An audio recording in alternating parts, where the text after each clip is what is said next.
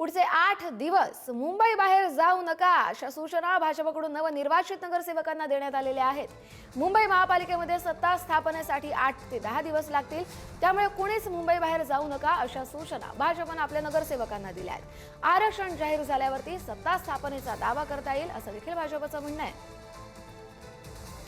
सुशांत सावंत आपले प्रतिनिधी आपल्याला या संदर्भातील अधिकची अपडेट देतील। सुशांत, कस्तुरी महापौर पदाचं आरक्षण अद्याप जाहीर झालेलं नाही। येत्या 2 दिवसात हे आरक्षण जे आहे ते जाहीर होऊ शकतं आणि त्यानंतर महापौर पदाचा दावा जो आहे तो भाजपकडून करण्यात येणार आहे। आणि याचमुळे भाजपचे जे मुंबईतील नवनियुक्त नगरसेवक आहेत त्यांनी सध्या मुंबईच्या बाहेर कोणीही जाऊ नका असे आदेश पक्ष नेतृत्वाने दिले अशी आपल्याला माहिती मिळते।